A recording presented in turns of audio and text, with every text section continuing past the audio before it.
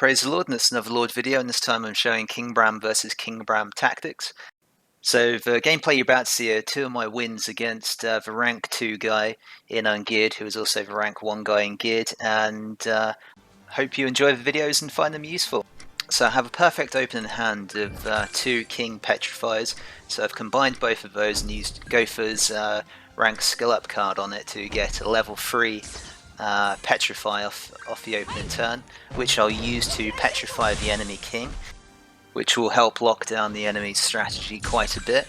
Now my next strategy will be, I've got 2 Red Helbram petrify cards, so I'll combine them and then petrify the enemy Red Helbram. So I've completely locked out the main part of their team that can actually petrify my team, and they've just got Gowther left, which is not going to be able to do much. So I'll be able to get a perfect strategy of having turn 3 all 3 units, Red Gowther, Red Helbram and Blue King, with full ultimates locked and ready to use, which is pretty much game over. There's nothing the opponent can do, and you've won at that point very quickly in the 3rd turn.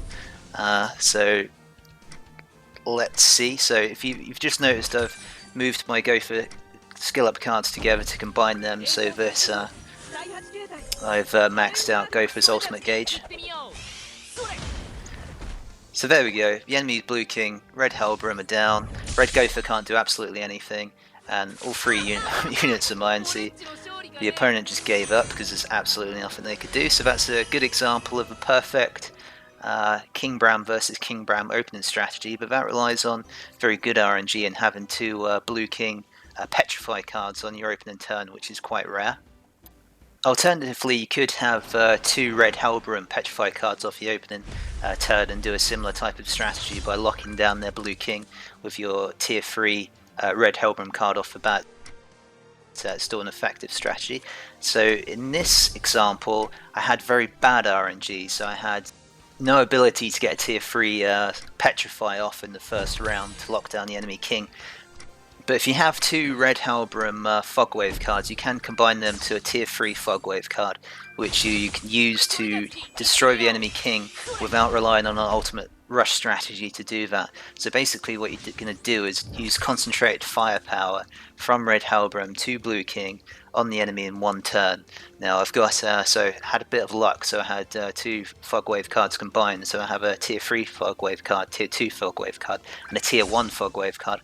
So what I'm going to do then is just focus all my firepower on the enemy Blue King to destroy the Blue King without relying on an ultimate rush strategy, because I just don't have the good card RNG to lock down the enemy teams with petrify. So I can't use an ultimate rush strategy, but I can just use an attack rush strategy, even though this Helbram team is basically designed for an ult rush strategy.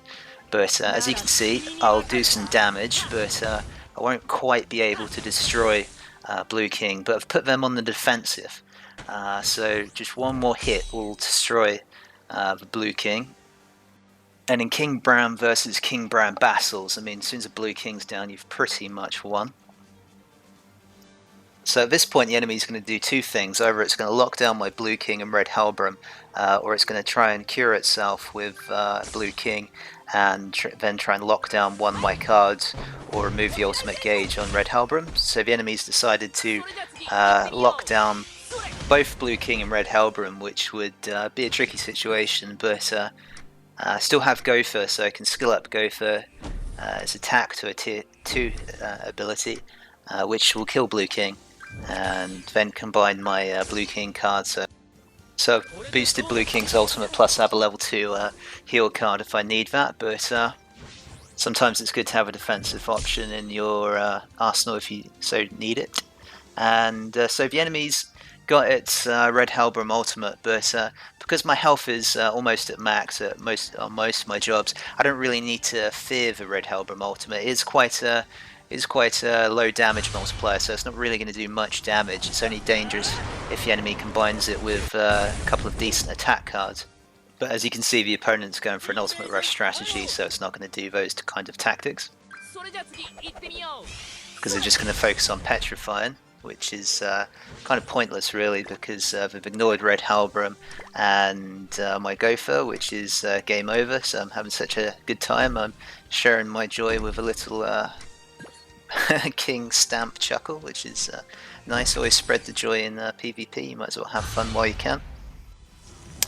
So I hope you guys enjoyed this video. Obviously with King Bram teams you really do need to tier 3 petrify off the first turn, but if you can't do that, then the next best thing to do is just skill up your Red Helbram attack cards, your Fog Wave cards, and concentrate your firepower on the Blue King with an attack rush strategy like I did in this example. And I hope you guys enjoyed the video, found it useful, and this is the Lord signing off.